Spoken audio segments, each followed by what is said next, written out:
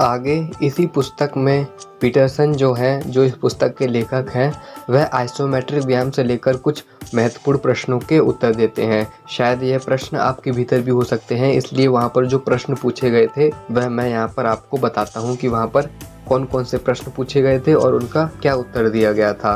पहला प्रश्न यह है कि आइसोमेट्रिक व्यायाम से अधिकतम लाभ के लिए संकुचन यानी कि ताकत लगाए रखने की क्षमता को कितने समय तक करना है। इसका मतलब ये है कि यदि हम आइसोमेट्रिक व्यायाम के दौरान पहली ही बार में अपनी 100% ताकत का यूज़ कर रहे हैं, तो फिर हमको उस ताकत को 1 से 2 सेकंड तक ही लगाना है। जैसे कि हम अभी व्यायाम करते हैं तो फिर हम अपने मुट्ठी है उसको पूरी ताकत से भींच डालते हैं, तो फिर जो हमारी उस समय जो ताकत लगाने की क्षमता है उस समय हमारी 1 से 2 सेकंड होनी चाहिए। और यदि हम अपनी ताकत का सिर्फ 40 से 50% यूज़ कर रहे हैं उस व्यायाम में, तो फिर वहाँ पर हम 15 से 20 सेकंड तक ही निरंतर ताकत को लगाए रखते हैं। कुल मिलाकर हमको यहाँ पर जो ताकत लगा रहे हैं उस ताकत लगाने की ड्यूरेशन को ध्यान रखना होता है। यदि हम अपनी पूरी 100% ताकत का यूज़ कर रहे हैं तो फिर हम ताकत को सिर्फ 1 से 2 सेकंड तक ही लगाते हैं, और यदि हम 40 से 50 सेकंड तक ताकत का यूज़ कर रहे हैं तो फिर वहाँ पर हम 15 से 20 सेकंड तक निरंतर ताकत को लगाए रखते हैं। अब जैसे कि स्टीव जस्टार जो थे वह 35% ताकत को यूज़ करते थे, और जिसमें वह 2 से 5 मिनट तक निरंतर ताकत को लगाए रखते थे। तो फिर यदि हम ज़्यादा समय तक भी ताकत को लगाए रखते हैं तो फिर इससे हमको कोई भी हानि नहीं होती है। इसलिए हम जो ताकत लगाने की क्षमता है उसको हम अधिक भी कर सकते हैं। दूसरा प्रश्न यह है कि क्या आइसोमेट्रिक संकुचन बॉडी बिल्डर जैसा शरीर देगा? इसका उत्तर है नहीं। स्टेरॉइड वाली फिजिक नहीं मिलेगी। स्ट्रेंथ के मामले में हमको स्ट्रेंथ खूब मिलेगी, लेकिन व्यक्ति यदि यह सोचता है कि क्या आइसोमेट्रिक व्यायाम करने से मुझे बॉडी बिल्डर जैसी शरीर मिल जाएगा, वैसी एकदम फूली हुई उभरी हुई मांसपेशियां मिल जाएंगी, तो फिर ऐसा बिल्कुल भी संभव नहीं है। बल्कि जो 40-50 किलो का जो व्यक्ति है वह यदि व्यायाम करता है, राममूर्ति व्यायाम करता है या फिर आइसोमेट्रिक व्यायाम करता है, तो फिर यह उसके पास पूरा समय है कि वह अपने शरीर का उच्चतम विकास कर सके, अपनी चेस्ट का विकास कर सके, अपनी बाजुओं का विकास कर सके, यानी कि अपने पूरे शरीर का ही विकास कर सकता है। लेकिन जो थोड़ा बल्की टाइप जो व्यक्ति है वह सोचे कि मैं और ज़्यादा बल्क हो जाऊं, तो फिर ऐसा होना थोड़ा मुश्किल हो सकता है। इसके लिए आइसोमेट्रिक एक्सरसाइज जो है वह पूर्ण रूप से उसका साथ नहीं दे पाएगी, क्योंकि आइसोमेट्रिक जो एक्सरसाइज है वह शक्तिशाली बनाएगी, मांसपेशियों को शक्तिशाली बनाएगी, टेंडेंस को शक्तिशाली बनाएगी। इसलिए यहाँ पर ऐसा कहा गया है कि यदि आप सोचते हो कि मैं आइसोमेट्रिक व्यायाम करूँ और इससे मैं बॉडी बिल्डर जैसा उभरा हुआ शरीर प्राप्त कर लूँ, तो फिर ऐसा बिल्कुल भी नहीं होगा, क्योंकि बॉडी बिल्डर अलग चीज़ है और जो स्ट्रेंथ वाली चीज़ है, जो पावरफुल व्यक्ति है वह अलग होता है। इसलिए बॉडी बिल्डर जो है वैसा शरीर आप आइसोमेट्रिक व्यायाम से नहीं प्राप्त कर पाओगे। तीसरा प्रश्न यहाँ पर पूछा गया है कि क्या आइसोमेट्रिक व्यायाम से ब्लड प्रेशर बढ़ जाता है? तो इसका उत्तर ये है कि बहुत कम समय तक ही ब्लड प्रेशर बढ़ता है, और यह जो ब्लड प्रेशर है यह अपने आप ही कम हो जाता है। यदि हम पत्ते तोड़ने जैसा भी काम करते हैं या फिर बर्फ़ हटाने जैसा ही काम करते हैं या फिर अपनी गाड़ी के टायर को चेंज करने वाला ही काम करते हैं, तो फिर इस छोटे से काम को करने के दौरान ही हमारा जो बीपी है वह नॉर्मल हो जाता है। बाकी यदि किसी को चिंता हो कि कहीं मेरा ब्लड प्रेशर बढ़ जाएगा आइसोमेट्रिक व्यायाम करने से, तो फिर इसके लिए उसमें सलाह दी गई है कि आप ताकत लगाने की क्षमता को अचानक से मत बढ़ाओ। अचानक से अब आप अपनी पूरी 100% ताकत को मत बढ़ाओ, बल्कि आप व्यायाम के दौरान धीरे धीरे अपनी ताकत लगाने की क्षमता को बढ़ाओ। तो यहाँ पर मैं आपको कहना चाहता हूँ कि ये जो आइसोमेट्रिक व्यायाम है इससे हमारा जो ब्लड प्रेशर है वह बिल्कुल भी नहीं बढ़ता है, इससे हमें कोई भी हानि नहीं होती है। मैं यदि अपना एक्सपीरियंस बताऊं तो फिर ये जो मैं व्यायाम करता था पहले 8-8 मिनट तक 9-9 मिनट तक अपनी जो दोनों भुजाएं हैं उनको खूब टाइट रखता था, और उनको बीच में 8 मिनट के दौरान 1 सेकंड भी ढीला नहीं छोड़ता था। तो फिर निरंतर 8 मिनट तक ताकत लगाए रखने की वजह से भी मेरे ब्लड प्रेशर पर कोई भी हानिकारक प्रभाव नहीं पड़ा था। तो यहाँ मैं ऐसा कह सकता हूँ कि आइसोमेट्रिक व्यायाम करने से बीपी नहीं बढ़ता है, हमको कोई भी नुकसान नहीं होगा। अधिकतम लाभ प्राप्त करने के लिए क्या दिन में कई बार आइसोमेट्रिक व्यायाम कर सकते हैं? उत्तर है नहीं, क्योंकि अधिकतर दोहराव करना हालांकि हानिकारक तो नहीं है, लेकिन ताकत हासिल करने के लिए कोई अतिरिक्त लाभ नहीं देता है। अंतिम बात यह है कि प्रतिदिन एक बार ही एक्सरसाइज ने अच्छा लाभ दिया था। यानी कि जो व्यक्ति ऐसा सोचता है कि आइसोमेट्रिक व्यायाम को मैं क्या दिन में 3 बार कर सकता हूँ, क्या मैं दिन में 2 बार कर सकता हूँ, तो इसका उत्तर ये है कि नहीं। आप एक बार ही व्यायाम करो और एक बार के व्यायाम में ही आप अधिक से अधिक ताकत लगाकर पूरी फुल कंसंट्रेशन के साथ उस व्यायाम को करो।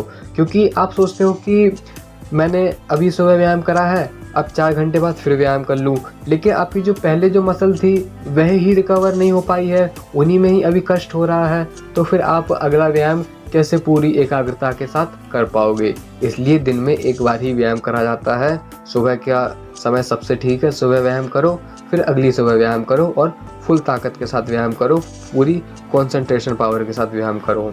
अगला क्वेश्चन ये है कि क्या आइसोमेट्रिक एक्सरसाइज के साथ हमें किसी अन्य एक्सरसाइज को करने की आवश्यकता है? तो उत्तर ये है कि शक्ति निर्माण और मांसपेशी को तराशने के लिए सिर्फ आइसोमेट्रिक का अभ्यास ही काफ़ी है। वह कहते हैं कि आजीवन एथलेटिक ताकत और फिटनेस के 7 घटक होते हैं। पहला ताकत, दूसरा लचीलापन, तीसरा सहनशक्ति यानी कि मांसपेशियों और हृदय की शक्ति, चौथा संतुलन, पांचवा समन्वय, छठा गति यानी कि प्रतिक्रिया समय, सातवां सौंदर्य शास्त्र। स्टीव जस्टा अपनी पुस्तक में इस बात पर अड़े हैं कि गति प्रदान करने के लिए आइसोमेट्रिक व्यायाम ही सबसे बेहतर है। फिर भी संपूर्ण कसरत के लिए आइसोमेट्रिक व्यायाम के साथ साथ हमें कुछ ऐसे व्यायाम भी जोड़ने चाहिए जो हमारे जो चीज़ें हैं उनमें अधिक से अधिक सुधार कर सके, यानी कि हमारे संतुलन में सुधार कर सके, हमारी सहन शक्ति तो खैर बढ़ती ही बढ़ती है, हमारी गति में भी सुधार कर सके। इसलिए यहाँ पर जो पीटरसन है वह कहते हैं कि आइसोमेट्रिक व्यायाम सबसे अच्छा है, लेकिन यदि आप इसमें कोई और चीज़ ऐड करना चाहो तो कर सकते हो, बाकी यदि किसी के पास समय नहीं है तो फिर वह सिर्फ आइसोमेट्रिक व्यायाम ही करे। अगला क्वेश्चन ये है कि क्या आइसोमेट्रिक से चोट लगने का जोखिम अन्य प्रकार के शक्ति प्रशिक्षण के समान ही होता है? उत्तर है ताकत को एकदम ना बढ़ाओ। घायल सैनिकों द्वारा इसका प्रयोग किया जाता था, इसलिए ऐसा कह सकते हैं कि ताकत को एकदम मत बढ़ाना। बाकी यदि हम आइसोमेट्रिक व्यायाम करेंगे तो इससे हमें किसी प्रकार की कोई चोट नहीं लग सकती है, कोई भी जोखिम नहीं है।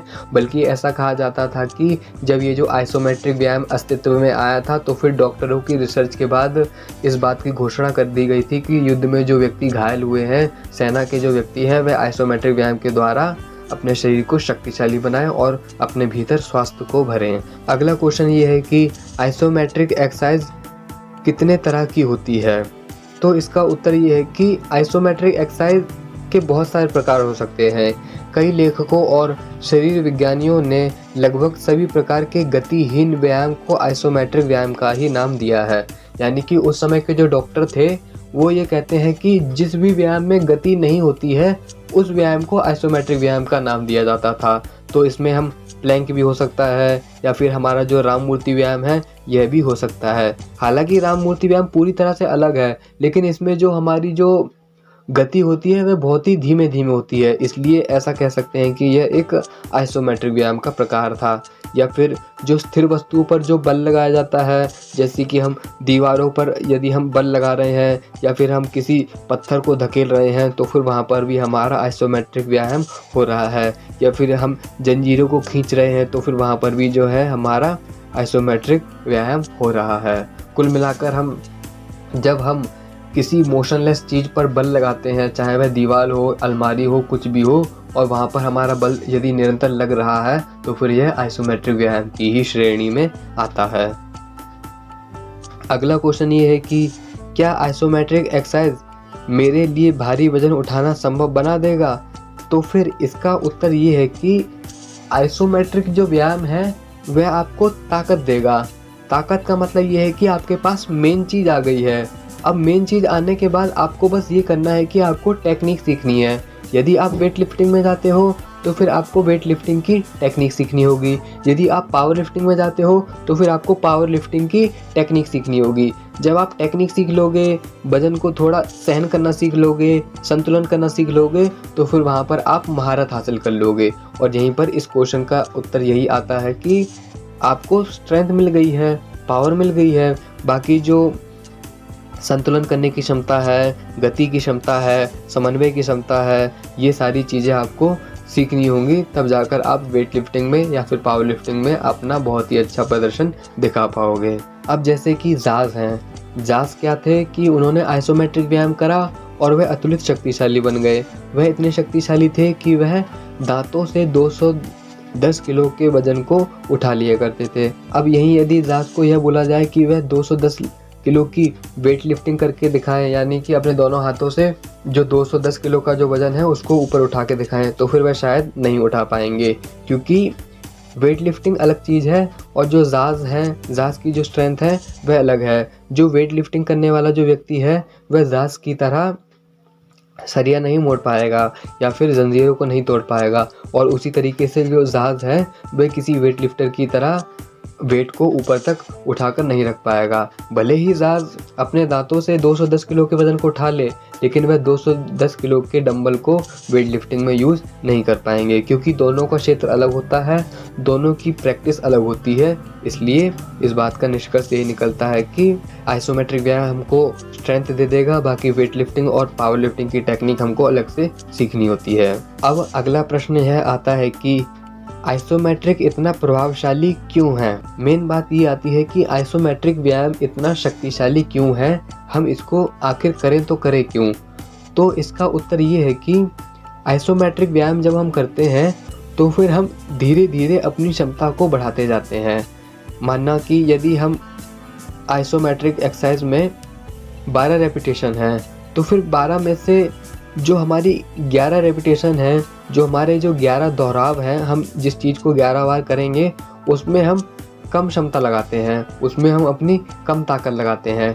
लेकिन 11 के बाद जो हमारा जो आखिरी रेपिटेशन होता है वह हमारी सबसे ज़्यादा पोटेंशियल और सबसे ज़्यादा ताकत लगाने वाला होता है। 11 दोहराव जो हम करते हैं उसमें हम 40, 50, 60 या 70% ताकत लगाते हैं। लेकिन वहीं जब हम आखिरी दोहराव में आते हैं, यानी कि जब हम आखिरी रेपिटेशन में आते हैं, तो फिर वहाँ पर हम अपनी फुल स्ट्रेंथ का यूज़ करते हैं, भले ही 2 सेकंड या फिर 4 सेकंड के लिए करते हों। तो फिर इसीलिए ये जो आइसोमेट्रिक व्यायाम है ये सबसे ज़्यादा प्रभावशाली है, सबसे ज़्यादा बल देने वाला है, क्योंकि हम इसमें अपनी ताकत लगाने की क्षमता को बढ़ाते जाते हैं। ये जो आइसोमेट्रिक व्यायाम है और राममूर्ति व्यायाम है ये काफ़ी मिलता जुलता है। इन दोनों व्यायाम की तुलना मैं अगली वीडियो में करूँगा। यहाँ पर आप बस यह समझ लीजिए कि ये जो आइसोमेट्रिक व्यायाम है ये इसीलिए इतना शक्तिशाली है, इसीलिए यह मांसपेशियों का विकास करता है, क्योंकि स्टार्टिंग में जो हमारे दोहराव हैं उसमें हम अपनी कम स्ट्रेंथ का यूज़ करते हैं, लेकिन धीरे धीरे जो व्यायाम के जो और प्रकार आते जाते हैं उसमें हम अपनी 100% ताकत का यूज़ करते हैं। इसीलिए यह जो व्यायाम है यह काफ़ी शक्तिशाली है। अनुसंधान में यह साबित हुआ था कि आइसोमेट्रिक संकुचन सबसे तेज, सबसे सेफ था और मसल की ताकत बढ़ाने के लिए भी सबसे उपयोगी था। अगला और आखिरी प्रश्न ये है कि क्या 10 साल का बालक आइसोमेट्रिक व्यायाम कर सकता है? इसका उत्तर है हाँ। तो इस तरह से ये जो प्रश्न बताए गए थे इनका जो उत्तर था वह मैंने आपको बता दिया है। आशा करता हूँ कि ये जो इतने प्रश्न हैं यह प्रश्न आपके मन में भी उठते होंगे और जिसका उत्तर यहाँ पर आपको मिल गया है। अगली वीडियो में मैं आपको अलेक्जेंडर जाज़ के व्यायाम के बारे में बताऊंगा और इस व्यायाम की राममूर्ति व्यायाम से तुलना करूंगा, जिस वजह से फिर हम जान पाएंगे कि अलेक्जेंडर जाज़ का व्यायाम ज़्यादा श्रेष्ठ है या फिर राममूर्ति व्यायाम श्रेष्ठ है। यहाँ पर मैं दोनों व्यक्तियों की तुलना नहीं कर रहा हूँ, यहाँ पर मैं सच्चाई बताऊँगा कि कौन सा व्यायाम हमको करना चाहिए और क्यों करना चाहिए।